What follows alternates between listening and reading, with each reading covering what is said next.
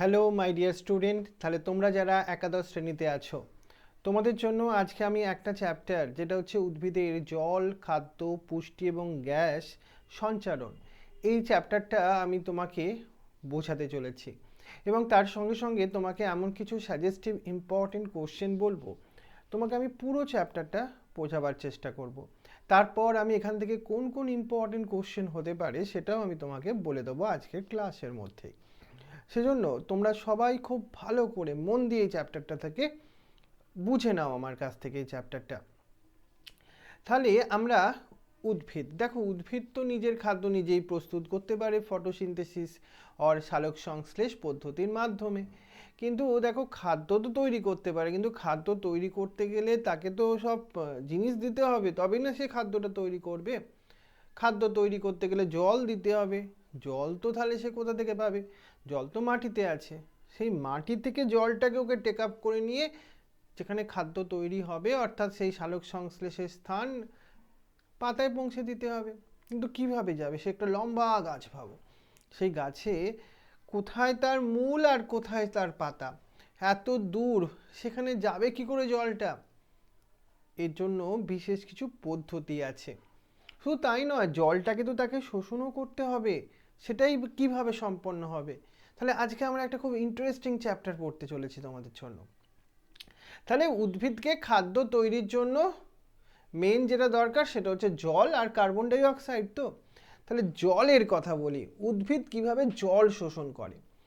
দেখো, একটা উদ্ভিদের তুমি যদি দেখো, এই হচ্ছে তার ভাবো মূল, তাই তো? তার সঙ্গে সয়েল আছে, সয়েল পার্টিকেলসের ওপর এইভাবেই তো গাছগুলো আছে এইভাবে।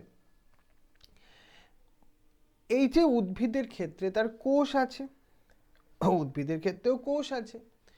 কোষ, উদ্ভিদের ক্ষেত্রে কোষ প্রাচীর আছে। তার এই দেখো, একটা উদ্ভিদ কোষে কি থাকে? কোষ প্রাচীর থাকে, তার ভেতরে কি থাকে? কোষ পর্দা থাকে।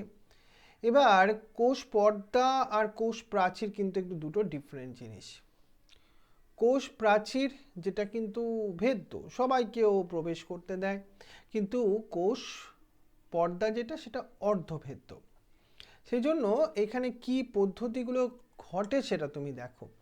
কোষ এবং তার পর্দার সাহায্যে জল আর জলের দ্রবীভূত বিভিন্ন পদার্থগুলো এবং গ্যাসগুলো যে প্রক্রিয়ার মাধ্যমে গ্রহণ করে, আজকে তোমাকে আমি সেটা বোঝাবো। তাহলে উদ্ভিদ শুধুমাত্র যে জল যে তোমার গ্রহণ করে সেটা নয়, আর কি গ্রহণ করে? জলের মধ্যেই দ্রবীভূত হয়ে থাকা কিছু পদার্থ, যেগুলোকে তোমাদের পড়ানো হয়েছিল মিনারেল নিউট্রিশন চ্যাপ্টার, মানে কিছু আয়ন্সগুলো। মনে করো সাপোজ নাইট্রোজেনের আয়ন্সগুলো, ক্যালসিয়াম ভাবো, ম্যাগনেসিয়াম, এইগুলো জলের সঙ্গে দ্রবীভূত অবস্থায় কিভাবে উদ্ভিদ গ্রহণ করবে, এবং গ্যাসীয় পদার্থগুলো উদ্ভিদ কিন্তু এইভাবে গ্রহণ করে। সেজন্য তোমাকে দুটো পদ্ধতির কথা বলি। একটা পদ্ধতি নিষ্ক্রিয় জল শোষণ, আর একটা হচ্ছে সক্রিয় জল শোষণ। দুটোর মধ্যে পার্থক্যটা কি? নিষ্ক্রিয়, যেখানে নিষ্ক্রিয় কেন? তার কারণ এখানে বিপাকীয় শক্তির প্রয়োজন হয় না, মানে এটিপির দরকার হয় না। আর মূল কি করে? এখানে প্রধান ভূমিকা পালন করে এবং মূলের মাধ্যমেই মাটি থেকে জলটা শোষিত হয় উইথাউট এনি এনার্জি এক্সপেন্ডিচার, মানে এনার্জি খরচ হয় না কিছু। আর সক্রিয় জল শোষণ হলে এখানে এখানে নিষ্ক্রিয় পদ্ধতিতে কি দেখলাম আমরা? শক্তির প্রয়োজন হয় না, কিন্তু উদ্ভিদ তার বিভিন্ন অংশ, মানে প্রধান মূল ছাড়া অন্যান্য অংশ দিয়ে ওরা জল শোষণ করে নিষ্ক্রিয় পদ্ধতিতে। সেটা উদ্ভিদের কাণ্ড হতে পারে, পাতা হতে পারে, মানে মূল প্রধান ভূমিকা পালন করে না। কিন্তু সক্রিয় পদ্ধতিতে আবার কিন্তু মূল প্রধান ভূমিকা পালন করে। আর এই সক্রিয় জল শোষণ পদ্ধতির জন্য এখানে আমরা ভালো করে বুঝবো, এখানে কিন্তু শক্তির ব্যয় হয়, সেই জন্য এই পদ্ধতিটাকে আমরা সক্রিয় বলছি। বোঝা গেল? তাহলে এই দুটো পদ্ধতির কথা আমি বললাম। এবার দেখো, উদ্ভিদ যে জল শোষণ করবে, কতখানি করবে? কোন মূল বেশি জল শোষণ করে, কোন মূল আবার কম জল শোষণ করে। তাহলে এটা নির্ভর করবে কার ওপর? কিছু শর্তাবলীর ওপর। এই শর্তাবলীগুলোকে আমরা দুভাগে ভাগ করছি। একটা হচ্ছে বাহ্যিক শর্তাবলী আর একটা আভ্যন্তরীণ শর্তাবলী। পার্থক্যটা কি? বাহ্যিক মানে বাইরের কিছু শর্তাবলী। মাটিতে উপস্থিত শোষণযোগ্য জল। একটা উদ্ভিদের মূল আছে ভাবো এই অংশে, এইরকম জায়গায় মূল আছে, জল আছে ভাবো এই অংশে, তাহলে কি উদ্ভিদ সেই জল নিতে পারবে? নিতে পারবে না। মানে মাটিতে কতখানি জল এবং সেটা শোষণযোগ্য জল হতে হবে। মাটির উষ্ণতা, খুব যদি টেম্পারেচার বেশি থাকে ওয়াটার তো ভেপারাইজড হয়ে যাবে, তখন উদ্ভিদ পাবে না স্বাভাবিকভাবে জল। মাটিতে বায়ু চলাচল ঠিক মতো হতে হবে, তবেই সে জল শোষণটা ভালো করে করতে পারবে। তোমার বাড়িতে অনেক সময় মাটি গাছের টবে হয় না, টবেতে যে আমরা গাছ বসাই, মাটিগুলো খুঁড়ে দিতে হয়, কারণ বায়ু চলাচল করলেও শুধুমাত্র বায়ু না, জল শোষণেও সেটা সহায়তা করবে। এবং মাটির পিএইচ, পিএইচ মানে জানো তো, মানে মাটিতে কতখানি অ্যাসিডিক বা বেসিক, লবণাক্ত, ক্ষারীয়, এই ব্যাপারটা আছে, সেটাকে পিএইচ বলে, সেটাও ইম্পর্টেন্ট। এগুলো সবই বাহ্যিক। আভ্যন্তরীণ শর্তাবলীগুলোর মধ্যে মূলরোম কোষের অভিস্রাবণ চাপ। মূলরোম একটা, এই দেখো একটা যদি তুমি দেখো মূলরোম কোথায় দেখবে, এই মূল, তার মধ্যে থেকে যে রোমগুলো বেরোয় তাকে তো মূলরোম বলে, এবং মূলরোমগুলো কিন্তু এক কোষী। এই একটা কোষের ভেতরে অভিস্রাবণ চাপ কতটা আছে সেটা নির্ভর করে সে কতখানি জল নিতে পারবে। এখান থেকে রিলেটেড আর একটা প্রসেস মূলজ চাপ এবং বাষ্পমোচনের হার। দেখো বাষ্পমোচন যদি খুব বেশি হারে হয় তাহলে উদ্ভিদ কিন্তু তত বেশি করে জলটাও শোষণ করবে। তুমি গরমকালে দেখবে বেশি জল খাও, শীতকালে কিন্তু খাও না, কারণ ঘাম হয় গরমকালে, তোমার জলও বেশি দরকার। উদ্ভিদের ক্ষেত্রেও ঠিক তাই ব্যাপারটা। বাষ্পমোচনের হার বেশি হলে তোমার উদ্ভিদের জল শোষণও বেশি মাত্রায় করতে থাকবে। তাহলে উদ্ভিদের গ্যাস শোষণটা কিভাবে হয়? বায়ুমণ্ডল তো আমাদের এই গ্যাসের মেন বলতে পারো সোর্স, কিন্তু সয়েলের মধ্যেও কিছু গ্যাস আছে, সেগুলো শোষিত হতে পারে। কিন্তু এই উদ্ভিদে গ্যাস কেন লাগবে বা কি কাজে লাগবে? পুষ্টিতে সহায়তা করবে, শারীরবৃত্তীয় কাজে সহায়তা করবে। কিন্তু কোন গ্যাসগুলোর কথা আমরা বলছি? আমরা কার্বন ডাই অক্সাইডের কথা, অক্সিজেনের কথা এবং নাইট্রোজেনের কথা বলছি। এই তিনটে গ্যাসই কিন্তু খুব গুরুত্বপূর্ণ, মানে উদ্ভিদের বেঁচে থাকার জন্য। সেটাকেও উদ্ভিদকে শোষণ করতে হবে। উদ্ভিদরা কিন্তু, ভাবছো তুমি একটা দাঁড়িয়ে আছে কোনো কাজ করছে না, সেটা নয়, আমাদের থেকে অনেক বেশি কাজ করছে। ও আবার নিজের খাদ্যও নিজে তৈরি করছে, করতে সক্ষম, তাই পারছে। এবং তারা কত আভ্যন্তরীণ প্রসেস সংগঠিত করছে দেখো। আমি প্রথমে তোমাকে একটু কার্বন ডাই অক্সাইডের কথাটা বলি।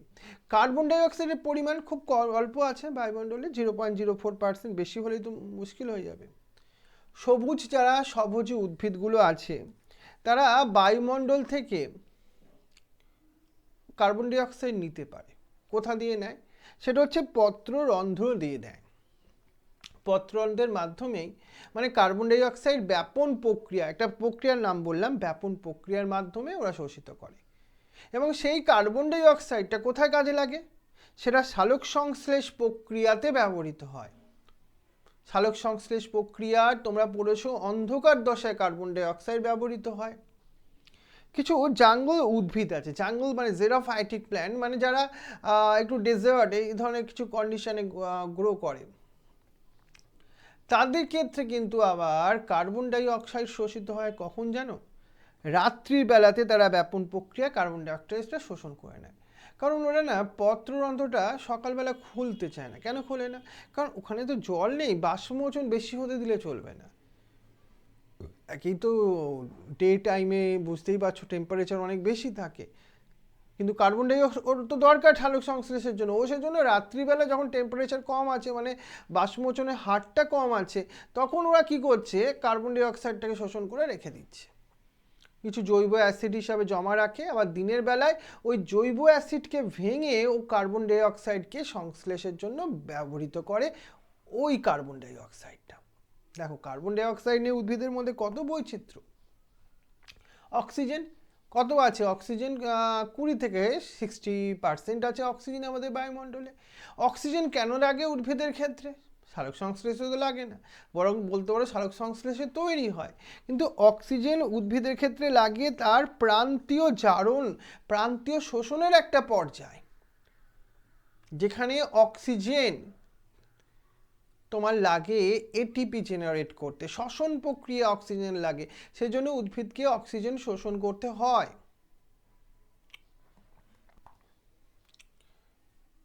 একটা বীজ থেকে যখন অঙ্কুরোদ্গম হচ্ছে তখন কিন্তু তার অক্সিজেন দরকার, এবং সেই বীজটা অক্সিজেন শোষণ করে। বীজ যখন একটা জলের সংস্পর্শে আসে, তুমি একটা ছোলাকে জলের মধ্যে ভিজিয়ে রাখো, ওর বীজত্বকটা কি হয়, নরম হয়, ভেদ্য হয়, তখন ও অক্সিজেনটা ওই মাধ্যম দিয়েই শোষণ করে নিতে পারে। তাহলে অঙ্কুরোদ্গমের সময় কিন্তু অক্সিজেন দরকার আছে, এটা বোঝা গেল তো। নাইট্রোজেন গ্যাস, আমাদের বায়ুমণ্ডলে সর্বাধিক যে গ্যাসটা আছে সেটাই হচ্ছে আমাদের নাইট্রোজেন, 77% অ্যাপ্রক্স। কিন্তু দুঃখের একটা বিষয় হচ্ছে এই বায়ুমণ্ডলে নাইট্রোজেন N2 ফর্মে থাকে, উদ্ভিদ আবার সেই N2কে নিতে পারে না। তাহলে উদ্ভিদ কি নেয়, N2কে কনভার্ট করে নাইট্রেটে কনভার্ট হতে হয়, তখন সেই নাইট্রেটকে ওরা শোষণ করে নাইট্রোজেনের চাহিদা পূরণ করতে। তাহলে নাইট্রেটে তো কনভার্ট করতে হবে নাইট্রোজেনকে, কে করে? এর জন্য কিছু ব্যাকটেরিয়া আছে, তোমরা একটা কমন ব্যাকটেরিয়ার নাম জানো, রাইজোবিয়াম ব্যাকটেরিয়া। তারা উদ্ভিদের সঙ্গে মিথজীবীয় সম্পর্কে থাকে, তারা নাইট্রোজেনকে শোষণ করতে পারে, করে উদ্ভিদকে সাপ্লাই করে, ওরা নাইট্রেট ফর্মে কনভার্ট করে দেয় আমাদের বায়ুমণ্ডলের নাইট্রোজেনকে। ভেরি ইন্টারেস্টিং না?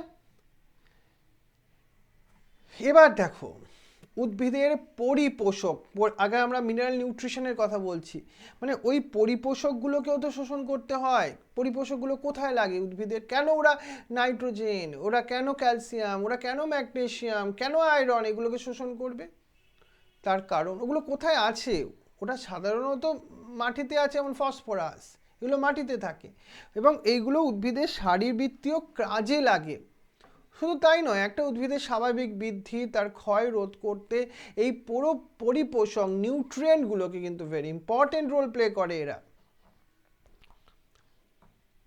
পরিপোষকগুলো কিভাবে শোষিত হয়?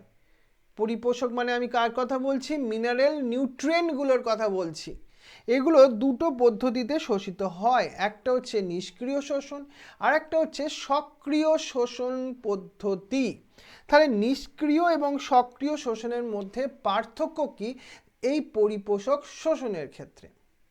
খনিজ আয়নগুলো যখন জলের মাধ্যমে শোষিত হয় এবং কোষপর্দা দিয়ে ব্যাপন প্রক্রিয়ায় উচ্চ ঘনত্বযুক্ত পরিবেশ থেকে নিম্ন ঘনত্বযুক্ত পরিবেশে স্থানান্তরিত হয়, তখন কোনো এনার্জি লাগে না, তখন সেটা নিষ্ক্রিয় শোষণ, ওই জলের মধ্যে ডিজলভ কন্ডিশনে ও ট্রান্সপোর্ট হয়ে যাচ্ছে। কিন্তু খনিজ আয়নগুলো বহির্কোষীয় মাধ্যমে মাটি থেকে যখন কম ঘনত্ব, এটা বোঝার আছে, কোথা থেকে কোথায়, কম ঘনত্বযুক্ত স্থান থেকে বেশি ঘনত্বযুক্ত স্থানে পরিবাহিত হয়, তখন শক্তি দরকার, শক্তি ব্যয় করেই এই পদ্ধতি সংঘটিত হয়। তাই এটাকে বলে সক্রিয় শোষণ, মানে এখানে এটিপির ইনভলভমেন্ট আছে, কারণ এখানে অ্যাক্টিভ ট্রান্সপোর্ট হচ্ছে, মানে কম ঘনত্ব থেকে বেশি ঘনত্বযুক্ত স্থানে আয়নগুলো ট্রান্সফার হচ্ছে, তখনই লাগছে এটিপি, তখনই হচ্ছে সক্রিয় শোষণ পদ্ধতি। কিন্তু একটা কোষ থেকে, ভাবো এটা একটা কোষ, এটা আর একটা কোষ, এখান থেকে কোনো বস্তু কিভাবে একটা কোষ থেকে আর একটা কোষের মধ্যে পরিবাহিত হবে? তার জন্য কি পদ্ধতি আছে? তার জন্য সব থেকে কমন যে পদ্ধতির কথা বলবো সেটা হচ্ছে ব্যাপন পদ্ধতি। তুমি ব্যাপন পদ্ধতিকে ডিফাইন করবে কিভাবে? এটা একটা ভৌত প্রক্রিয়া, যেখানে গতিশক্তির প্রভাবেই গ্যাসীয় হোক, তরল হোক, কঠিন হোক, এই পদার্থগুলো, এখানটা ইম্পর্টেন্ট, বেশি ঘনত্বযুক্ত স্থান থেকে কম ঘনত্বযুক্ত স্থানে ছড়িয়ে পড়ে, তাকেই আমরা কি বলবো, ব্যাপন বলবো। কতক্ষণ এই ব্যাপন প্রক্রিয়া চলতে থাকবে? যখন দুটো সাইড, যদি এ আর বি যদি বলি, বা দুটো কোষ বললে, দুটো কোষের মধ্যে যখন একটা সমঘনত্ব যতক্ষণ না ক্রিয়েট হচ্ছে ততক্ষণ পর্যন্ত ব্যাপন প্রক্রিয়া চলতে থাকবে। ব্যাপন বিভিন্নভাবে হতে পারে, কঠিন তরলে, তরলে তরলে, কঠিন গ্যাসে, বা গ্যাসে গ্যাসে, বা তরলে গ্যাসে, যে কোনোভাবে হতে পারে। তাহলে কতগুলো আমি ব্যাপনের উদাহরণ তোমাকে দিচ্ছি, তুমি দেখো। প্রথম হচ্ছে কঠিন আর তরলের মধ্যে। তুমি পরিষ্কার একটা জল এরকম বিকারের মধ্যে নাও, নিয়ে ওর মধ্যে একটু তুঁতে দিয়ে দাও। জলের মধ্যে দিতে হবে, নাহলে কি করে হবে? জলের মধ্যে তুঁতে দাও, দেখবে অণুগুলো, তুঁতের অণুগুলো সর্বত্র ছড়িয়ে পড়বে। একটা সময় পাত্রের যে জল ছিল তার রঙেরটাই পরিবর্তিত হয়ে যাবে। এখানে কঠিন আর তরলে ব্যাপনের উদাহরণ দিলাম। এবার আমি তরলে তরলে যদি উদাহরণ দিই, তুমি একটা পরিষ্কার জলের মধ্যে আবার একটা বিকার নাও, বিকার নিয়ে একটুখানি জল আছে, জলের মধ্যে এখন কালি ফেলে দাও, দেখবে কালির বর্ণটা তোমার পুরো জলটা নিয়ে নেবে, নেবে তো? তখন ব্যাপন প্রক্রিয়া ঘটছে, বেশি ঘনত্ব থেকে কম ঘনত্বযুক্ত স্থানে কালির অণুগুলো ট্রান্সপোর্ট হচ্ছে। সমঘনত্ব যতক্ষণ না রিচ করে ততক্ষণ এই ধরনের ব্যাপন প্রক্রিয়া চলতে থাকবে। কঠিন গ্যাসেও ব্যাপন প্রক্রিয়া হয়। তুমি বায়ুরুদ্ধ কোনো একটা ঘর, জানলা দরজা সব বন্ধ করে দিয়েছো, একটু কর্পূর রেখে দিয়েছো, কয়েকদিন রেখে দাও, দেখবে কর্পূরটা আস্তে আস্তে ছোট হয়ে যাবে। কিছুদিন পরে ম্যাজিক, কি ম্যাজিক, কর্পূরকে দেখাই যাবে না ওখান থেকে। কে নিয়ে চলে গেছে? না, কেউ নিয়ে যায়নি, কর্পূরের অংশগুলো ওই এনভায়রনমেন্টে ছড়িয়ে গেছে। তুমি গন্ধটা পাবে তোমার ওই বদ্ধ ঘরের মধ্যে। এখানে কঠিন আর গ্যাসের মধ্যে আমরা ব্যাপন দেখলাম। গ্যাসে গ্যাসেও ব্যাপন হয়। আবার একটা বায়ুরুদ্ধ ঘরে তুমি একটা ধূপ জ্বালাও, দেখবে ধূপের ধোঁয়াটা চারিদিকে ছড়িয়ে পড়ছে, তাই না? তখন সেটা গ্যাসে গ্যাসে ব্যাপন হলো। এছাড়া তরল আর গ্যাসেও ব্যাপন হয়। হ্যাঁ, আতরের শিশিরের ঢাকনা খুলে রাখো তুমি, তখন দেখবে সেই আতরের গন্ধটা আস্তে আস্তে বায়ুতে মিশতে থাকবে এবং চারিদিকে ছড়িয়ে পড়বে সেই গন্ধ। সেটাকে আমরা তরল গ্যাসে ব্যাপনের উদাহরণ বললাম। তাহলে আমি কতগুলো তোমাকে ব্যাপনের উদাহরণ বললাম, সবগুলো একটু মনে রাখতে হবে, এতভাবে ব্যাপন হতে পারে। এটা তোমার জন্য একটা ইম্পর্টেন্ট কোশ্চেন এলো, সেটা হচ্ছে ব্যাপনের শর্তগুলো বলো।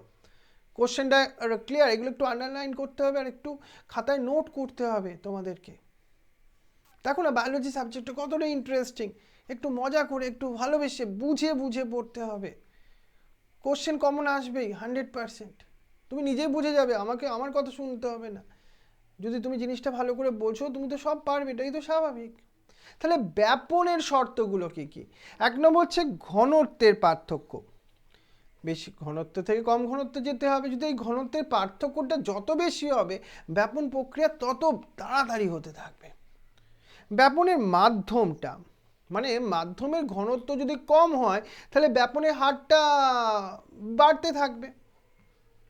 অণুর আয়তনগুলো, যদি কোনো অণুর আয়তনগুলো ছোট হলে সেগুলো খুব তাড়াতাড়ি ব্যাপিত হবে, বড় হলে সে খুব একটু আস্তে আস্তে যাবে, মোটা মানুষের রোগা মানুষের মতো আর কি। আর আণবিক গুরুত্ব, আণবিক গুরুত্বের বর্গমূলের মান যত কম হবে, বর্গমূলের মান, তত ব্যাপনের হার বেশি হবে। এইগুলো হচ্ছে কয়েকটি আমি শর্তের কথা বললাম, তুমি শুধু এইটুকুনি পার্ট লিখবে খাতায়। অণুর আকৃতি, যদি অণুর আকৃতি লম্বা হয় তখন ব্যাপনের হার কমে যায়, অণুর আকৃতি গোলাকার হলে ব্যাপন একটু তাড়াতাড়ি হয়।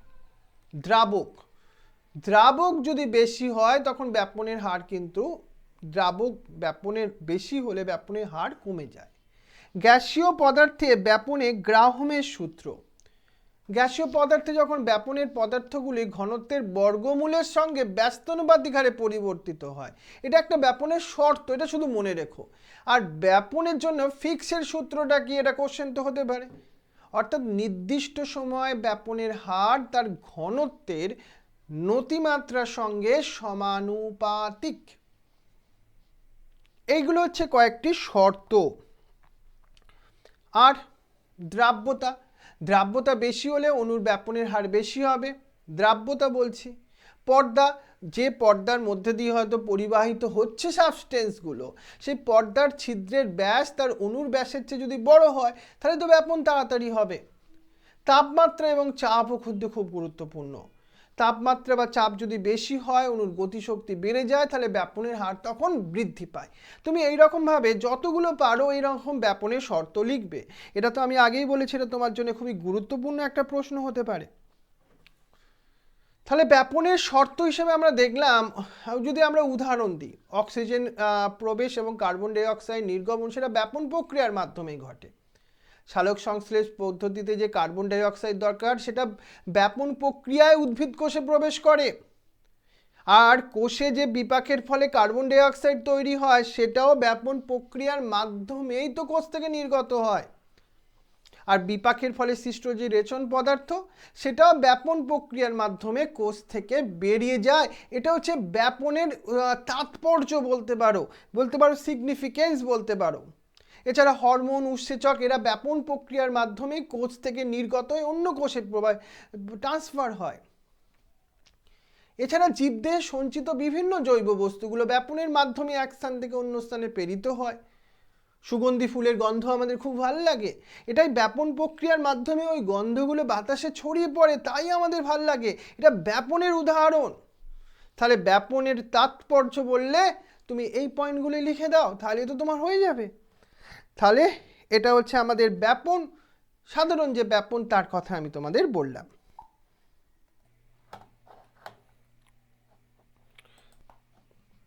তাহলে আমরা ব্যাপনের তাৎপর্য দেখলাম। তাহলে ব্যাপনের তাৎপর্যটাও একটা কিন্তু গুরুত্বপূর্ণ প্রশ্ন। তাহলে এতগুলো গুরুত্বপূর্ণ প্রশ্ন তুমি কিন্তু আজকের ক্লাস থেকে পেয়েই যাচ্ছ।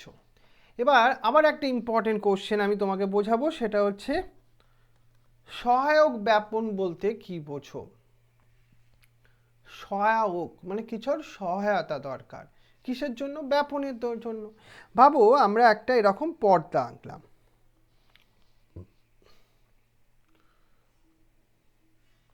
এখানে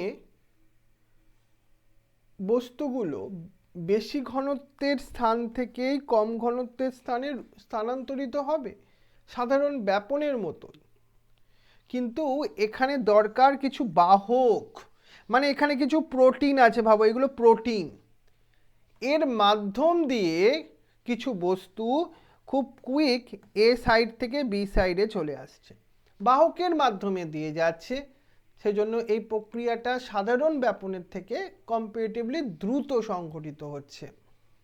কিন্তু যেহেতু বেশি ঘনত্বযুক্ত স্থান থেকে কম ঘনত্বযুক্ত স্থানে স্থানান্তরিত হচ্ছে পদার্থগুলো, তাতে কোনো বিপাকীয় শক্তির কিন্তু প্রয়োজন হচ্ছে না। তাহলে এটাকেই আমরা সহায়ক ব্যাপন বলবো।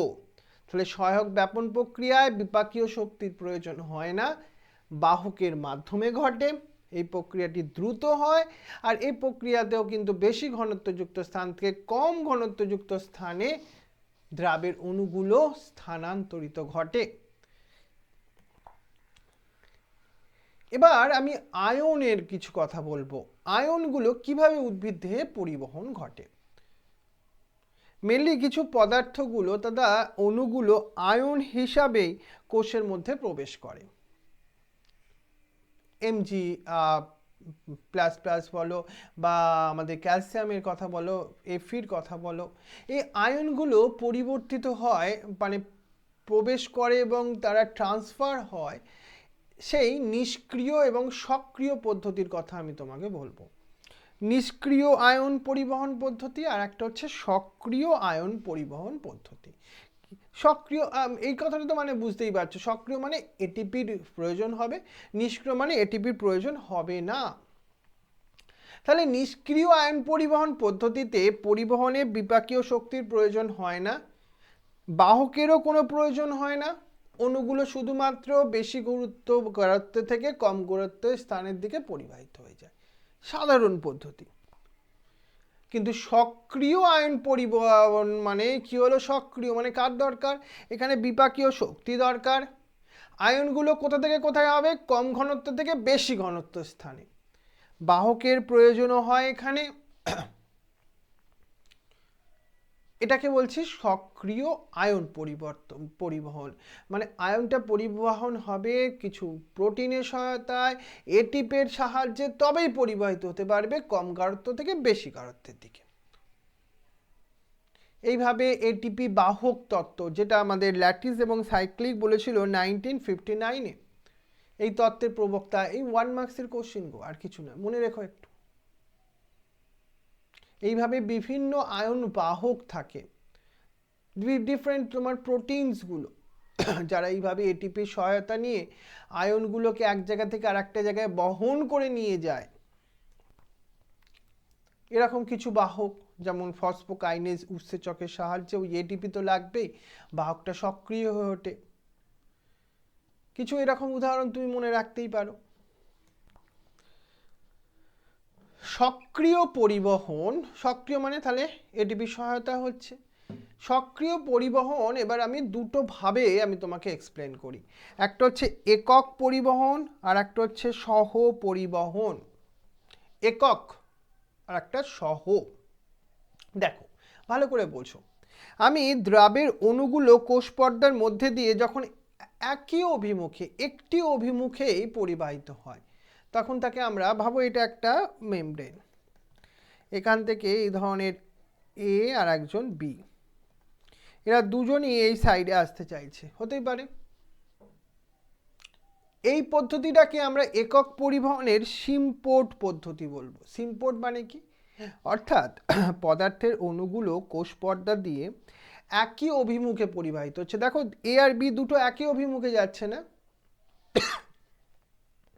কিন্তু যদি এমন হতো, আমরা যদি এরকম একটা ছবি আঁকতাম, এটা এই দিক থেকে এই দিকে যাচ্ছে আর বিটা এই দিক থেকে এই দিকে আসছে, তাহলে কি হলো? এটা হচ্ছে অ্যান্টিপোড। অর্থাৎ দুটি পদার্থের অণুগুলো, দুটি পদার্থ মানে এখানে বোঝা যাচ্ছে তো, দুটি পদার্থের অণুগুলো কোষ পর্দার মধ্যে দিয়ে একটি অন্যটির বিপরীত অভিমুখে পরিবাহিত হচ্ছে।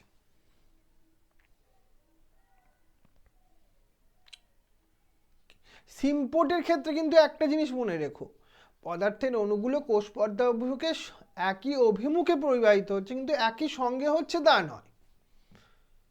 সহপরিবহনে কি হচ্ছে, এ দেখো এ বি এই দুটো পদার্থ কোষ পর্দার মধ্যে দিয়ে একসঙ্গে পরিবাহিত হয়ে যাচ্ছে, একই সঙ্গে, আলাদা আলাদাভাবে নয়। আগেরটা কিন্তু আলাদা আলাদা ছিল, তাহলে এইখানে এটাকে আমি বলবো সহ পরিবহন, একই সঙ্গে একই দিকে যাচ্ছে। দেখো উদ্ভিদকে আর জলের কি সম্পর্ক, সেই সম্পর্কের কথা আজকে বলবো। উদ্ভিদের সঙ্গে জলের বিভিন্ন সম্পর্কে আমরা একটু আলোচনা করব। ইমবিবিশন, জল বিভব, অভিস্রাবণ এবং প্লাজমোলাইসিস, এগুলো বিভিন্ন পদ্ধতি যেটা উদ্ভিদ আর জল এর মাধ্যমে সংগঠিত হয়। প্রথমে আমি তোমাকে একটু ইমবিবিশন পদ্ধতির কথা বলি। ইমবিবিশন পদ্ধতিটা বুঝতে গেলে আমাদের ছোটোবেলায় আমরা কিছু এক্সাম্পল দিয়েছিলাম, সেটাই মনে করো। এখন আমরা একটা বিকারের মধ্যে বা একটা পাত্রের মধ্যে ছোলা নিয়েছি আর জল ঢেলে দিয়েছি। ছোলাগুলো এক রাত্রি ভিজিয়ে রাখো না, বা তোমার খাওয়ার জন্য, ওটা ইমবিবিশন পদ্ধতির মাধ্যমে, কৌশিক বলের মাধ্যমে কোলোডীয় বস্তুর জল শোষণ করে। এইভাবে সরি, এটাকে আমরা ইমবিবিশন বলছি। এটাও তোমাদের ইম্পর্টেন্ট কিন্তু কোশ্চেন। এখানে বিভিন্ন প্রভাবকগুলো কাজ করে। তাপমাত্রা বৃদ্ধি পেলে ইমবিবিশন বৃদ্ধি পায়। তুমি একটু গরম জলে একটু ছোলাগুলো ভেজাও না, দেখবে ছোলাগুলো খুব আরো কুইক ভিজবে। দ্রাবের ঘনত্বের ওপর, দ্রাবের ঘনত্ব বাড়লে ইমবিবিশন হ্রাস পায়। মাধ্যমের পিএইচ এবং চাপ, মাধ্যমের পিএইচ মাত্রাও ইমবিবিশন নিয়ন্ত্রণ করে। আর ইমবিবিন্টের চাপ প্রয়োগ করলে তারা আরো কুইক আত্মভূতি হ্রাস পায়। তাহলে এগুলো হচ্ছে কয়েকটা ইমবিবিশনের শর্ত বা প্রভাবক, এটা কোশ্চেন আসতে পারে। এছাড়া ইমবিবিন্টের রাসায়নিক প্রকৃতি, তুমি ছোলাকে যদি জলের পরিবর্তে তেলের মধ্যে চুবিয়ে রাখো, কি হবে? ওরা তেল কি খুব ভালো শোষণ করতে পারবে? না। তার মানে ইমবিবিন্টের রাসায়নিক প্রকৃতির ওপর আত্মভূতি নির্ভর করে। জল বিভবের নতি, ইমবিবিয়েন্ট ও জলের মধ্যে জল বিভবের নতি যত বেশি হয়, প্রকট হয়, তত আত্মভূতি বৃদ্ধি পাবে। তাহলে ইমবিবিশন বা আত্মহতির গুরুত্ব কি কোশ্চেন হতে পারে, টিকা হিসাবে আসছে কোশ্চেনটা, ইম্পর্টেন্ট কোশ্চেন। শুকনো বীজ জল শোষণ করে যে স্ফীত হয় সেটা এই পদ্ধতির জন্য। কৌশিক জল মূলরোমের কোষ প্রাচীর দিয়ে যে প্রবেশ করে সেটাও ইমবিবিশন পদ্ধতি। ফল বা বীজের যে রসস্ফীতি বজায় থাকে সেটাও এই পদ্ধতিতে। জল শোষণ করে নিষিক্ত ডিম্বাণু যে বীজে পরিণত হয় সেটাও কিন্তু ইমবিবিশন পদ্ধতির জন্যই সংঘটিত হয়। তাহলে এতগুলো গুরুত্ব তোমায় মনে রাখবে, এটাও আমি একটা ইম্পর্টেন্ট কোশ্চেনের আন্ডারে দিলাম তোমাকে। ইমবিবিশনের টিকা লেখো। জল বিভাব মানে কি? ওয়াটার পোটেনশিয়াল, মানে 1 মোল পরিমাণ বিশুদ্ধ জলে স্বাভাবিক চাপ ও তাপমাত্রার যে পরিমাণ মুক্ত শক্তি থাকে তাকে জল বিভব বলে। বিশুদ্ধ জলে জল বিভব বেশি হবে, সেটার মান 0। যত তুমি সলিউট অ্যাড করবে, কোনো দ্রাব অ্যাড করবে, তার জল বিভব কমে যেতে থাকবে। আর একটা জিনিস দেখো, অভিস্রাবণ। আমরা এরকম একটা অর্ধভেদ্য পর্দা নিয়েছি। অর্ধভেদ্য মানে তার মধ্যে দিয়ে সবাই পরিবাহিত হতে পারে না, শুধুমাত্র একটা ভাবো এখানে আমি একটা চিনির জলীয় দ্রবণ লিখেছি, জলীয় দ্রবণ, আর এখানে রেখেছি আমি শুধু বিশুদ্ধ জল, বিশুদ্ধ জল। তুমি দেখবে তখন কি হবে, বিশুদ্ধ জল চিনির এই দ্রবণের মধ্যে প্রবেশ করবে, শুধুমাত্র জলটি, অন্য কিছু নয়। যতক্ষণ না চিনির জলীয় দ্রবণ আর বিশুদ্ধ জলের দুজন সমঘনত্বে আসে ততক্ষণ পর্যন্ত এই জল পরিবাহিত হতে থাকবে। সমপ্রকৃতির কিন্তু ভিন্ন ঘনত্বের দ্রাবক, এখানে জলই তো দ্রাবক, তারাই বেশি গুরুত্ব ঘনত্ব থেকে কম ঘনত্বের দিকে সরে যাচ্ছে। এই পদ্ধতিকে অর্ধবেদ্য পর্দা কিন্তু সহায়তা করে, ইউজ হয়, তাই এটাকে আমরা অভিস্রাবণ পদ্ধতি বলছি। কোশ্চেন আসে, এগুলো ভেরি ইম্পর্টেন্ট, মনে রাখবে, এটাও ইম্পর্টেন্ট। অভিস্রাবণ 2 প্রকারের হতে পারে, এটা তোমাদের পার্থক্য বেসিস কোশ্চেন, ইম্পর্টেন্ট কোশ্চেন। তোমরা বলছিলে না সাজেশন, এই সাজেশনের কোশ্চেন এইগুলো। অন্ত অভিস্রাবণ এবং বহি অভিস্রাবণের মধ্যে পার্থক্য লেখো। অন্ত অভিস্রাবণে কি হয়, কোষ পর্দার মধ্যে দিয়ে লঘু সারক দ্রবণ থেকে জল কোষের ভিতরে অতিসারক দ্রবণে প্রবেশ করে। একটা বিকারের মধ্যে তুমি এরকম ভাবে একটা কোষকে রেখেছো, আমরা অতিসারক লঘু সারক দুটো কথা বলছি এখানে। এখানে কোষের মধ্যে জল প্রবেশ করেছে, অভিস্রাবণ প্রক্রিয়ায় কি হয়েছে, আমরা বলছি কোষের মধ্যে ভাবো ঘনত্ব বেশি আছে, এখানে নর্মাল জল ছিল, তাহলে কি হবে, জল বাইরে থেকে ভেতরে ঢুকবে। লঘু সারক দ্রবণ, এটা লঘু সারক দ্রবণ, কোষের ভেতরে অতিসারক দ্রবণ ছিল, সেখানে জল প্রবেশ করেছে, এটা হচ্ছে অন্ত অভিস্রাবণ। আর যদি উল্টো ব্যাপারটা হয়, কোষ থেকে জল বাইরে প্রবেশ করছে, অর্থাৎ কোষের ভিতরে আছে লঘু সারক, বাইরে আছে অতিসারক, উল্টোটা। মানে একটা কোষকে আমরা ভাবো যদি খুবই একদম চিনির দ্রবণে বা নুনের জলীয় দ্রবণের মধ্যে রেখে দিই, তখন এটা ঘটবে, তখন জল কি হবে, কোষ থেকে বেরিয়ে যাবে, এটাকে বলে বহি অভিস্রাবণ। বহি মানে এক্সিট, এইভাবে মনে রাখো না। বিভিন্ন প্রকার তাহলে দ্রবণ হতে পারে। তাহলে একটা কোষকে যখন আমি এরকম একটা বিকারের মধ্যে রেখে দিলাম, কোষের ভেতরে এবং বাইরে পরিবেশের তরলের মাধ্যমের ঘনত্ব কোষের ভিতরের কোষ রসের ঘনত্বের সঙ্গে যখন সমান হবে, তখন তাকে আমরা বলবো সমসারক, সমান, আইসোটনিক। আর যখন কোষের বহিঃকোষীয় তরলের ঘনত্ব কোষ রসের ঘনত্বের থেকে বেশি হবে, অর্থাৎ এখানে ঘনত্ব বেশি, অর্থাৎ আমরা একটা কোষকে খুব চিনির ঘনত্ব মানে একদম গাঢ় দ্রবণের মধ্যে ডুবিয়ে রাখলাম, সেটাকে আমরা তখন বলছি অতিসারক দ্রবণ। আর যদি বেশি উল্টোটা হয়, বহিঃকোষীয় দ্রবণের ঘনত্ব অন্তঃকোষীয় রসের ঘনত্বের তুলনায় কম হয়, তখন তাকে আমরা লঘু সারক দ্রবণ বলছি। এটাও তোমাদের একটা ইম্পর্টেন্ট কোশ্চেন, সমসারক, অতিসারক বা লঘু সারক দ্রবণ বলতে কি বোঝো, এটা কিন্তু করতে হবে ভালো করে। পর্দা, অভিস্রাবণের জন্য তো পর্দা অর্ধবেদ্য পর্দা, কিন্তু আরো 2 প্রকারের পর্দা হয়। আমাদের যে কোষ প্রাচীর সেটা কি ধরনের পর্দা জানো, সেটা হচ্ছে তোমার ভেদ্য পর্দা। ভেদ্য মানে সব কিছুই, বিভিন্ন দ্রব্য বা অণু এর মধ্যে দিয়ে চলাচল করতে পারে, তাই এটা ভেদ্য পর্দা। আর অভেদ্য মানে যার মধ্যে দিয়ে কিছুই প্রবেশ করতে পারে না, অভেদ্য। অর্ধভেদ্য মানে এরা পছন্দ মাফিক কিছু পদার্থকে চলাচল করতে দেয়, সবাইকে নয়। প্রাণীকোষের কোষ পর্দা এই অর্ধভেদ্য পর্দার উদাহরণ। আবার একটা ইম্পর্টেন্ট কোশ্চেন, প্লাজমোলাইসিস বলতে কি বোঝো? যখন এরকম একটা বিকারের মধ্যে কোষ রাখা হয়েছে, বহিঃ অভিস্রাবণ পদ্ধতিতে কোষ থেকে জল বেরিয়ে যাচ্ছে, উদ্ভিদ কোষের প্রোটোপ্লাজমটা তখন কি হবে? সংকুচিত হয়ে যাবে, সেটাকে আমি বলবো প্লাজমোলাইসিস পদ্ধতি। প্রারম্ভিক প্লাজমোলাইসিস পদ্ধতিতে সজীব উদ্ভিদ কোষকে আমরা অতিসারক দ্রবণের মধ্যে রাখা হয়। তখনই কোষরস থেকে যে জল সেটা বহিঃ অভিস্রাবণ প্রক্রিয়ায় কোষ পর্দা দিয়ে কোষের বাইরে বেরিয়ে আসে এবং যে কোষ প্রাচীর থেকে প্রোটোপ্লাজমটা বিচ্ছিন্ন হয়ে আস্তে আস্তে সংকুচিত হয়ে যায়। এটাকেই আমি প্লাজমোলাইসিস পদ্ধতি বলছি।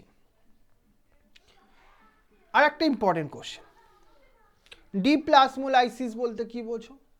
কোনো রকম চুপসে যাওয়া কোষ তাকে তুমি আবার আগের ফর্মে নিয়ে আসতে চাইছো, মানে কোনো প্লাজমোলাইজ কোষকে তুমি অন্ত অভিস্রাবণ প্রক্রিয়ায় জল গ্রহণ করে তাকে যদি রসস্ফীতি করে দাও, মানে কোষটা আবার আগের মতো ফুলে যাবে চ্যাপ্টা থেকে, এই পদ্ধতিটাকে আমরা বলবো ডিপ্লাজমোলাইসিস।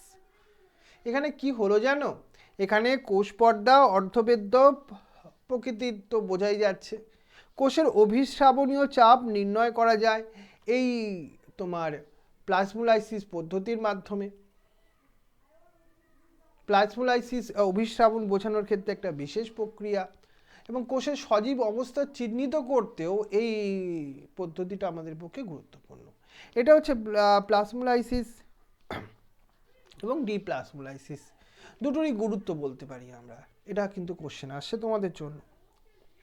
তাহলে আরেকটা কোশ্চেন, প্লাজমোলাইসিস আর ডিপ্লাজমোলাইসিসের মধ্যে পার্থক্য কি? প্লাজমোলাইসিসের ক্ষেত্রে যে বাইরের বাহ্যিক পরিবেশ সেটা অতিসারক দ্রবণ, ডিপ্লাজমোলাইসিসের ক্ষেত্রে বাহ্যিক পরিবেশটা কিরকম গো? লঘু সারক দ্রবণ না? প্রোটোপ্লাজম এখানে সংকুচিত হয়, ডিপ্লাজমোলাইসিসে প্রসারিত হয়। প্রভাব বহিঃ অভিস্রাবণের প্রভাবে ঘটে, আর এটা হচ্ছে অন্তর অভিস্রাবণের প্রভাবে ঘটে, সেজন্য জলটা ভেতরে ঢুকবে না সেই কারণের জন্য। তাহলে ব্যাপন আর অভিস্রাবণ বলছিলাম, তাদের মধ্যে কি ডিফারেন্স? ব্যাপনে কোনো পর্দার আর উপস্থিতি আবশ্যিক নয়, কিন্তু অভিস্রাবণের জন্য অর্ধভেদ্য পদার্থ দরকার। ব্যাপন যে কোনোভাবে ঘটতে পারে, তরলে তরলে, গ্যাসে তরলে, কঠিন তরলে, কিন্তু অভিস্রাবণের জন্য তরল দরকার হবেই হবে। দ্রবণের প্রকৃতি ব্যাপনের প্রক্রিয়া বিষম প্রকৃতির হতে পারে, কিন্তু অভিস্রাবণ একটু সম প্রকৃতির হতে পারে, ঘনত্ব বিভিন্ন হতে পারে, বাট প্রকৃতিটা চিনি জলীয় দ্রবণ আর জল এরকম হতে হবে, এটা মাথায় রাখবে তোমরা। জীবদেহে অভিস্রাবণের গুরুত্ব আর তাৎপর্য কি? স্থলজ উদ্ভিদ যে মূলরম দিয়ে মাটি থেকে জল শোষণ করে, এবং সেই জলজ উদ্ভিদও সারা দেহে দিয়ে তো জল শোষণ করে, সেটা কার মাধ্যমে হয়? এটা অভিস্রাবণের মাধ্যমে হয়। বীজের যে অঙ্কুরোদ্গম ঘটে, ভাজক কলার কোষের বৃদ্ধি ঘটে জল শোষণ ঘটানোর মাধ্যমেই তো, সেটাও এই অভিস্রাবণ। ফলের বিদারণের সময় সাহায্য করে এই অভিস্রাবণ। কোষের রসস্ফীতি ঘটাতে সহায়তা করে, এজন্য একটা গাছ খুব ঋজুভাবে থাকতে পারে। এগুলো সবই হচ্ছে জীবদেহে অভিস্রাবণের গুরুত্ব, এটা ভালো করে মাথায় রেখো। প্রাণীদেহেও কি অভিস্রাবণের গুরুত্ব আছে? হ্যাঁ আছে। কোষের ভিতরে এবং বাইরে জলের ভারসাম্য বজায় রাখা, রক্ত থেকে কলায় জলের যে আদান প্রদান সেটা সাহায্য করা, বৃক্ষ নালিকার বিভিন্ন প্রকারের যে গ্লোমেরুলাসের যে ফিল্ট্রেট থেকে যে জল শোষিত হয়, বা মূত্র প্রস্তুত করা, এগুলো অভিস্রাবণ প্রক্রিয়ার মাধ্যমেই সংগঠিত হয়, এটা আমরা মনে রাখব। কিন্তু এটা তো আমরা একটা কোষ খুব খুব নিকটবর্তী হলো সেই মাধ্যম এইগুলো দেখলাম, ব্যাপন বলো অভিস্রাবণ বলো এইগুলো। কিন্তু যদি খুব দূরবর্তী জায়গায়, মানে সেই মূলরম থেকে একটা বড় লম্বা গাছের পাতাতে জলকে আমাকে ট্রান্সপোর্ট করতে হবে, তখন কি করে হবে? দূরবর্তী সারে পরিবহন করতে গেলে আমরা অ্যাপোপ্লাস্ট এবং সিমপ্লাস্ট নামক দুটো পদ্ধতির কথা বলবো। অ্যাপোপ্লাস্টে কি হয়, মনে করো আমাদের এরকম কোষগুলো আছে, ভাবো কোষগুলোর কোষ প্রাচীর আছে, এইভাবে কোষ প্রাচীর তো মৃত, আর উদ্ভিদের জলগুলো ভাবো কি হচ্ছে, এই কোষ প্রাচীরের মধ্যে দিয়েই পরিবাহিত হচ্ছে। তখন সেটাকে অ্যাপোপ্লাস্ট পদ্ধতি বলি। জল এবং জলে দ্রবীভূত খনিজ পদার্থ এইভাবে পরিবাহিত হয়, ভেদ্য অবস্থায় সূক্ষ্ম পথ এটা। কিন্তু এখানে আমাদের দেখো এর ভেতর দিয়ে, মানে এবার আমি কি বলছি, সিমপ্লাস্ট পদ্ধতি। এখানে জলগুলো, জলে দ্রবীভূত খনিজ পদার্থগুলো উদ্ভিদ কোষের প্রোটোপ্লাজমের মধ্যে দিয়ে, প্লাজমা ডেসমেটার মধ্যে দিয়ে একটা কোষ থেকে আরেকটা কোষে পরিবাহিত হয়ে যখন জাইলেমে গিয়ে পৌঁছায়, অর্থাৎ এটা প্রোটোপ্লাজমের মধ্যে দিয়ে যাচ্ছে, কোষ প্রাচীরের মধ্যে দিয়ে দেওয়া, তখন আমরা তাকে সিমপ্লাস্ট পদ্ধতি বলছি। একদম ভেরি ভেরি ইম্পর্টেন্ট। এবার আমি আবার দুটো ইম্পর্টেন্ট লিখে দিলাম, এতটাই ইম্পর্টেন্ট এই কোশ্চেন, অ্যাপোপ্লাস্ট সিমপ্লাস্টের মধ্যে পার্থক্য মিলিয়ে নেবে, এতটাই ইম্পর্টেন্ট। আবার একটা ইম্পর্টেন্ট, কোনটা বাদ দেব? মূলজ চাপ বলতে কি বোঝো? মূলের বিপাকীয় কাজের ফলে জাইলেম বাহিকাগুলো যে সৃষ্ট চাপ, তাকেই আমরা মূলজ চাপ বলি। এটার ফলেই তুমি গুল্ম জাতীয় বা বিরুৎ জাতীয় উদ্ভিদগুলোর ক্ষেত্রে রস সংবহনে গুরুত্বপূর্ণ ভূমিকা নেয় এই মূলজ চাপ। তবে ওই রস মানে কি, জল আর জলে দ্রবীভূত খনিজ লবণগুলো, তবেই এটা পরিবাহিত হতে পারে। এছাড়া বিভিন্ন বস্তুর পরিবহনে, ওই রসের পরিবহনে বাষ্পমোচনের টান তো খুব ইম্পর্টেন্ট। বাষ্পমোচনের টান মানে কি সেটা যদি তোমায় বোঝাই, বাষ্পমোচনের সময় কি হয়, পাতার যে মেসোফিল কোষ থেকে জল বাষ্পাকারে পত্ররন্ধ্র দিয়ে বেরিয়ে যায় তো, কিন্তু তখন একটা জলের অভাব তৈরি হয়। তখন জাইলেমের জল অনুস্তম্ভের মধ্যে দিয়ে যে ঊর্ধ্ব টান দিয়ে সঞ্চারিত হয়, গিয়ে পাতায় গিয়ে পৌঁছায় জলটা, এটাকে আমরা বলছি বাষ্পমোচনের টান। মূল থেকে রস জাইলেম বাহিকার মাধ্যমে যে পাতার পৌঁছায় এবং সেখানে সালোক সংশ্লেষ ঘটতে পারে, এটা বাষ্পমোচনের টানের জন্যই কিন্তু এই জলটা মূল থেকে পাতা পর্যন্ত পৌঁছায়। এটাই বাষ্পমোচনের টানের একটা গুরুত্ব বলতে পারো। দেখো, এটা তো আমি জলের কথা বললাম, উদ্ভিদের খনিজ আয়ন কিভাবে উত্তোলন ঘটে। জল, এই যে আমি কিন্তু এখানে কোষ টু কোষ বলছি না, আমি একটা অনেক সেই মূলরম থেকে ভাবো, আমি সেই পাতায় পৌঁছানোর জন্য বলছি খনিজ আয়নকে। জলে দ্রবীভূত হয়ে খনিজ আয়নগুলো পরিবাহিত হতে পারে, কিন্তু উদ্ভিদের যে বিভিন্ন অঙ্গে অভিকর্ষের বিপরীত দিকে চলাচল করতে হয় কিন্তু এই উদ্ভিদের খনিজ আয়নগুলো তার পরিবাহিত হওয়ার সময়। এই বিভিন্ন বস্তুর পরিবহনে বাষ্পমোচন পদ্ধতির গুরুত্ব শোনো। বাষ্পমোচন কাকে বলে? উদ্ভিদ দিনের বেলায় এই পদ্ধতি সম্পন্ন হয় প্রোটোপ্লাজমের নিয়ন্ত্রণে বায়বীয় অংশ দিয়ে, পত্ররন্ধ্র দিয়ে প্রয়োজনীয় অতিরিক্ত জল যখন বাষ্পাকারে বায়ুমণ্ডলে পরিত্যাগ হয়, তাকে তো বাষ্পমোচন বলে। দিনের বেলায় বাষ্পমোচন হয় বেশি, কারণ তখন পত্ররন্ধ্র খোলা থাকে, আর পত্ররন্ধ্রই তো হচ্ছে বাষ্পমোচনের মূল স্থান বলতে পারো। তাহলে কোথায় হয় বাষ্পমোচন? উদ্ভিদের পাতা, এছাড়া পাতার মধ্যে যে পত্ররন্ধ্র আছে সেখানে, এছাড়া পাতার কিউটিকেল এবং যে কাণ্ডের যে লেন্টিসেল আছে সেখানেও কিন্তু তোমার বাষ্পমোচন হওয়া সম্ভব, এটা মনে রেখো। এর ওপর ভিত্তি করে আমরা তিন প্রকারের বাষ্পমোচনের কথা বলবো: পত্ররন্ধ্রীয় বাষ্পমোচন, কিউটিকেলীয় বা বাষ্পমোচন, আর লেন্টিসেলীয় বাষ্পমোচন। নাম থেকে কি বুঝতে পারছো সেটাই মাথায় রাখবে। পত্ররন্ধ্রীয় বাষ্পমোচন, যেটা পত্ররন্ধ্রের মাধ্যমে সম্পন্ন হচ্ছে, এটাই বেশি মাত্রায় ঘটে। কিউটিকেলসের মাধ্যমে যে বাষ্পমোচন সংঘটিত হচ্ছে, কিউটিকিউলার বাষ্পমোচন। লেন্টিসেল, যেটা কাণ্ডের মধ্যে অবস্থিত ছোট ছোট ছিদ্র, তার মাধ্যমে যে বাষ্পমোচন হচ্ছে সেটাকে লেন্টিকিউলার বা লেন্টিসেলীয় বাষ্পমোচন বলবো। কোশ্চেন আসার আবার একটা ইম্পর্টেন্ট জায়গা, বাষ্পমোচনকে প্রভাবিত করতে পারে এই শর্তগুলো কি কি? কিছু বাহ্যিক শর্ত আছে, কিছু আভ্যন্তরীণ শর্ত আছে। যেমন আলো, বায়ুমণ্ডলের চাপ, বায়ুর আর্দ্রতা, তার মূল বা কাণ্ডের অনুপাত, উষ্ণতা, বায়ু প্রবাহ, জল, কার্বন ডাই অক্সাইডের গাঢ়ত্ব, এগুলো সব বাহ্যিক প্রভাব। ভাবো না, যদি উষ্ণতা বেশি হয় তাহলে বাষ্পমোচনও বেশি হবে। আভ্যন্তরীণ শর্তগুলোর মধ্যে পাতার আয়তন, পাতার অন্তর্গঠন, প্রোটোপ্লাজমের ঘনত্ব, উদ্ভিদের বয়স, হরমোনের প্রভাব, এগুলো গুরুত্বপূর্ণ হচ্ছে অভ্যন্তরীণ নিয়ন্ত্রক, যারা বাষ্পমোচনকে, তার রেটটাকে কন্ট্রোল করতে পারে। তাহলে বাষ্পমোচনের গুরুত্ব কি? শুধুমাত্র এই পয়েন্টগুলো মনে রাখবে আর এক লাইন করে নিজের ভাষায় লিখবে। সেটা কি কি? বাষ্পমোচন উদ্ভিদের জলের সমতা বজায় রাখতে সহায়তা করে, রসের উৎস স্রোতে সহায়তা করে, জল সরবরাহ করতে সহায়তা করে, উদ্ভিদের তাপমাত্রার সমতা রক্ষাতে সহায়তা করে, লবণ শোষণে, জল শোষণে, উদ্ভিদের বৃদ্ধি, খাদ্য পরিবহন, সালোক সংশ্লেষ শোষণ তো আছেই। এতগুলো হচ্ছে আমাদের বাষ্পমোচনের গুরুত্ব। এবার আবার একটা ইম্পর্টেন্ট কোশ্চেন আমি বলবো, যেটাকে গাটেশন বা নিঃস্রাবণ বলে। উদ্ভিদ যে প্রক্রিয়ায় পত্র কিনারায় জলরন্ধ্রের মাধ্যমে অতিরিক্ত জল বাষ্পাকারে নয়, অতিরিক্ত জল তরল অবস্থার মাধ্যমে নির্গত করে, তাকে নিঃস্রাবণ বলে।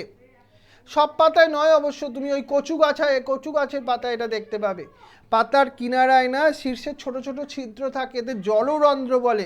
আর ওই জলরন্ধ্রের মাধ্যম দিয়েই অতিরিক্ত জল গাছ থেকে বেরিয়ে যায়। এটাকে আমি নিঃস্রাবণ বলবো, কিন্তু এটা তরল অবস্থায় নির্গত হয়, বাষ্পাকারে নয়, এটা মনে রাখতে হবে। এই পদ্ধতিটা কি হয় জানো? রাতে বাতাসে বেশি যদি আর্দ্র থাকে, বাষ্পমোচন যদি কম হয়, মূলজ চাপ কি করে, এপিথেলিয়াম স্তর দিয়ে জলরন্ধ্রের মধ্যে দিয়ে শিশির হয়ে নির্গত হয়ে যায়। এই জলে খনিজ লবণ বা কিছু জৈব অম্ল দ্রবীভূত থাকে। যে কচু গাছ বলছিলাম, কচু গাছের পাতার কিনারায় তুমি এই ধরনের পদ্ধতির মাধ্যমে জল দেখবে, নিঃস্রাবণ পদ্ধতির মাধ্যমে। কোশ্চেন আসার জায়গা থাকলো এটা। পত্ররন্ধ্রের খোলা বা বন্ধ হওয়ার পদ্ধতি, এটাকে আমরা সুগার কনসেন্ট্রেশন পদ্ধতি, আর একটা হচ্ছে কে প্লাস কনসেন্ট্রেশন বা পদ্ধতির মাধ্যমে বলতে পারি। সুগার কনসেন্ট্রেশন পদ্ধতি তোমাদের মেন মনে রাখো ভালো করে। আমরা যদি দেখি, এইটা একটা পত্ররন্ধ্র, তার পাশে দুটো গার্ড সেলস আছে। এগুলো কি সেলস? গার্ড সেলস বা রক্ষী কোষ। তার পাশে কি আছে? তার পাশে কিছু সাবসিডারি কোষ আছে, মানে সহযোগী কিছু কোষগুলো। এই যে তোমার রক্ষী কোষের মধ্যে এখানে কি হয়, সালোক সংশ্লেষ হয়। সালোক সংশ্লেষ পদ্ধতি বেশি হয় কারণ ক্লোরোপ্লাস্ট বেশি থাকে, তাই এখানে বেশি করে সুগার তৈরি হয়। তখন কি হয়, বাইরে থেকে এই কোষগুলো থেকে জল এই রক্ষী কোষের মধ্যে প্রবেশ করে। তখন কি হয়, জলটা যদি প্রবেশ করে, রক্ষী কোষগুলো আরো স্ফীত হয়ে যায়, তখনই এই পত্ররন্ধ্র খুলে যায়। এটাই সুগার কনসেন্ট্রেশন থিওরি। আর একটা থিওরির কথা বলছি, সেটা কে প্লাস থিওরি। একই পদ্ধতি, পত্ররন্ধ্র, তার পাশে এগুলো রক্ষী কোষ, আর তার পাশে এই ধরনের কিছু সহকারী কোষগুলো আছে। সালোক সংশ্লেষ কোথায় হয়? রক্ষী কোষের মধ্যে তো বেশি হবেই। আর তার ফলে কি তৈরি হয়? এটিপি তৈরি হয়। এটিপি বেশি করে তৈরি হয়, অ্যাডিনোসিন ট্রাইফসফেট।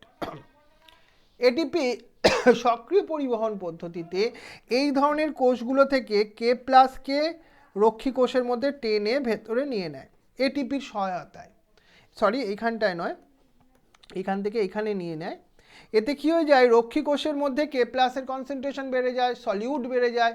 সেটাকে মিনিমাইজ করতে তার সারাউন্ডিং কোষ থেকে জল এসে প্রবেশ করে ওই অভিস্রাবণ পদ্ধতির মাধ্যমে, সেটা আবার স্ফীত হয়ে যায়, পত্ররন্ধ্র খুলে যায়। এটাই তো পত্ররন্ধ্রের পদ্ধতি, খোলার পদ্ধতি। বন্ধ হতে গেলে জাস্ট অপোজিট পদ্ধতিতে হয়। রাত্রিবেলা তো আর কিছু হয় না, এটা তোমার সুগারও তৈরি হয় না, ফটোসিনথেসিস ততটা বেশি হয় না, তখন আর বাইরে থেকে জলও এসে রক্ষী কোষের মধ্যে প্রবেশ করতে পারে না, তখন আর সেটা ওই স্ফীত হয় না, তখন আবার ওরা তাদের জলের পরিমাণ কমে যায় এবং তখন পত্ররন্ধ্র খুলে যায়। এই দুই পদ্ধতির কথা মনে রাখতে হবে। স্থানান্তকরণ জাইলেম এবং ফ্লোয়েমের মাধ্যমে দিয়েই কিন্তু সংবহন হয়। এককোষী উদ্ভিদের ক্ষেত্রে ব্যাপারটা কিন্তু খুব ইজি। এককোষী উদ্ভিদের ক্ষেত্রে ব্যাপারটা খুব, জাইলেম বা ফ্লোয়েমের তো ব্যাপার আসছেই না। কিন্তু বহুকোষী উদ্ভিদের ক্ষেত্রে সংবহন কলা আছে। সংবহন কলা মানে জাইলেম এবং ফ্লোয়েম। সেই জাইলেম এবং ফ্লোয়েমের মাধ্যম দিয়েই কিন্তু সংবাহিত হয়। সংবহন কাকে বলে? সুনির্দিষ্ট সংবহন কলার মাধ্যমে এক বা একাধিক শারীরবৃত্তীয় প্রক্রিয়ায় উদ্ভিদের জলীয় রস এবং তরল খাদ্যের যে আবর্তন তাকেই আমরা সংবহন বলবো। উন্নত যে বহুকোষী উদ্ভিদগুলোতে সংবহন কলার মাধ্যমে এই পদ্ধতি ঘটে। একটা উদ্ভিদ দেহে প্রধান সংবহন কলা কোনগুলো? জাইলেম এবং ফ্লোয়েম। জাইলেমের মধ্যে দিয়ে জল এবং জলের দ্রবীভূত পদার্থগুলো পরিবাহিত হয়। সালোক সংশ্লেষের পদ্ধতির মধ্যে দিয়ে যেটা তৈরি হয়েছিল সেই পদার্থগুলো। জাইলেমের উপাদান তোমরা জানো তো, পড়েছিলে, ট্র্যাকিয়া, এরা গুরুত্বপূর্ণ রোল প্লে করে। আর ফ্লোয়েমের মধ্যস্থ সিবনল আর সঙ্গী কোষ, সিবনল, তারা আমাদের খুবই গুরুত্বপূর্ণ, সিব কোষ, এরা গুরুত্বপূর্ণ রোল প্লে করে ফ্লোয়েমের উপাদানগুলো ফ্লোয়েমের মাধ্যমে খাদ্যবস্তুর পরিবহনে সহায়তা করা।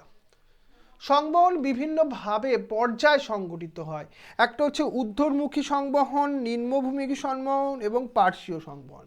একটা গাছের পাতা নিচে আছে, তার উপরের দিকে খাদ্যবস্তুগুলো সংবাহিত হতে হবে বা জল সংবহিত হতে হবে, মানে ওপরে, সেটাকে ঊর্ধ্বমুখী সংবহন বলছি। মানে উদ্ভিদের মূলরোম জল এবং জলে দ্রবীভূত যে লবণগুলো শোষণ করে জাইলেম কলার মাধ্যমে তাহলে কি করবে?